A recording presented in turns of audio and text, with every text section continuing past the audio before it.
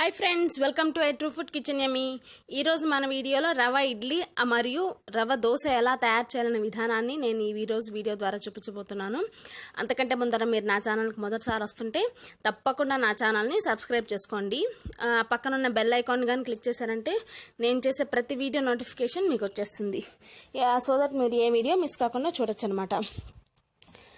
So ఈ రవ ఇడ్లీకి కావాల్సిన పదార్థాలు ఏంటంటే, సో ముందుగా నేను ఒక 5 స్పూన్స్ ఆయిల్ తీసుకున్నానండి.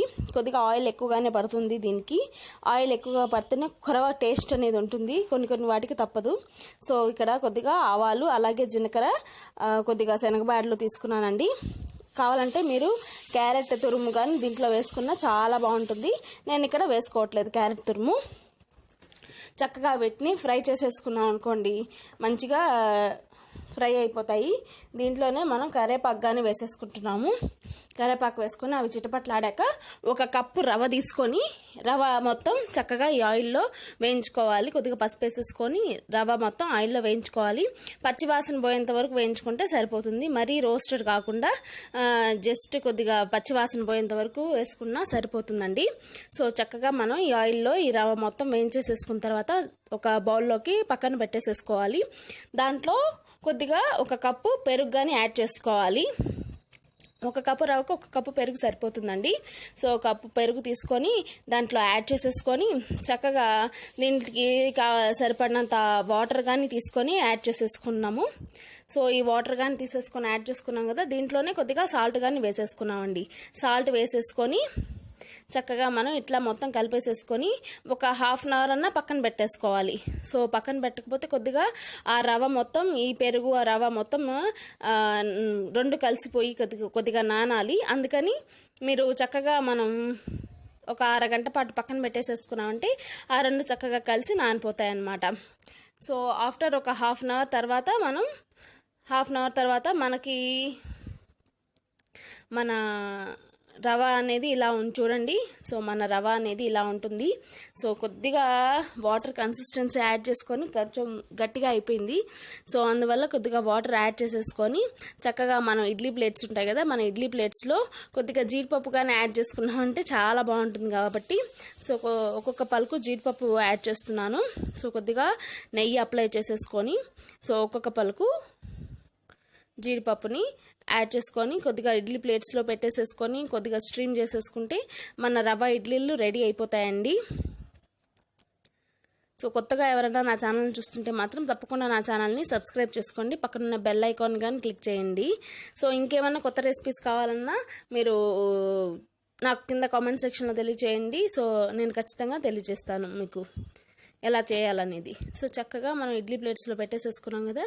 సో మనం ఇప్పుడు ఇడ్లీలు పెట్టేసేసుకున్నాం. సో ఇడ్లీ ప్లేట్లో పెట్టేసుకున్నాను, నేను స్ట్రీమ్ చేసేసుకున్నాను. చక్కగా మనం పల్లీ చట్నీతో ఇక్కడ సర్వ్ చేసేసుకున్నామంటే చాలా టేస్టీ రవ ఇడ్లీ చాలా టేస్టీగా ఉంటుంది. సో మీరు కానీ తప్పకుండా ట్రై చేయండి. ట్రై చేసి నాకు ఎలా వచ్చింది అనేది కామెంట్ సెక్షన్లో తెలియచేయండి. నెక్స్ట్ మనం చూడబోయే రెసిపీ రవ దోశ అనమాట. సో రవ దోశ నార్మల్ దోశలా కాకుండా రవ దోశ చాలా బాగుంటుందండి. సో వెరైటీగా ఏమన్నా కొద్దిగా రెగ్యులర్ దోశగా కాకుండా ఇలాంటి రవ దోశలు చేసుకుంటే కొద్దిగా మనకు కానీ వెరైటీ తిన్న ఫీలింగ్ కానీ వస్తుందన్నమాట.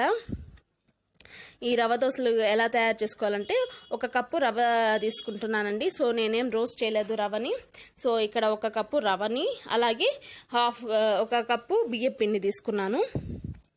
1 కప్పు రవకి 1 కప్పు బియ్యం పిండి తీసుకున్నానండి. సో 2 మంచిగా మిక్స్ చేసేసుకోవాలి.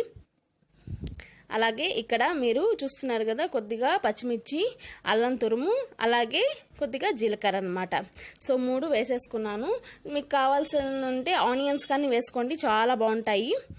నేను ఇక్కడ ఆనియన్స్ అయితే వేయట్లేదు. ఆనియన్స్, క్యారెట్ తురుము ఇవి కానీ వేసుకున్నా చాలా బాగుంటుంది అనమాట. సో కొద్దిగా సాల్ట్ యాడ్ చేసుకొని 1 కప్పు పెరుగు కానీ యాడ్ చేసేసుకుంటున్నానండి. సో 1 కప్పు రవ్వకి 1 కప్పు బియ్యం పిండి, 1 కప్పు పెరుగు సరిపోతుందండి. సో మొత్తం కలిపేసేసుకొని ఆ ఇంగ్రీడియంట్స్ మొత్తం కలిపేసేసుకొని సో కొద్దిగా వాటర్ యాడ్ చేసుకుంటూ కొద్దిగా బాగా దోశ పిండిలాగా కాకుండా ఇంకా పల్చగా వచ్చేటట్టుగా మనం కలుపుకోవాలండి. చాలా పల్చగా రావాలి.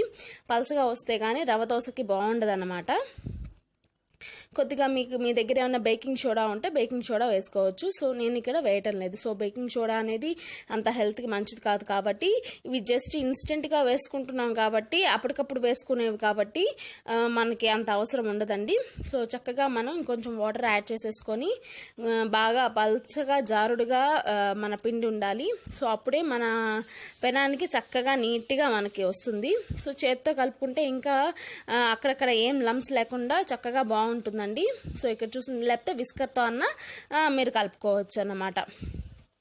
దీన్ని కానీ ఒక హాఫ్ అన్ అవర్ పక్కన పెట్టేసేసుకోవాలి. లేకపోతే అంత సరిగా మనకి అంత త్వరగా నీట్గా చక్కగా రాదు దోశ. సో ఇక్కడ నేను చూస్తున్నారు కదా, ఒక హాఫ్ అన్ అవర్ పక్కన పెట్టేసేసుకున్న తర్వాత మన రవ్వ దోశ అనేది ఇలా ఉంది.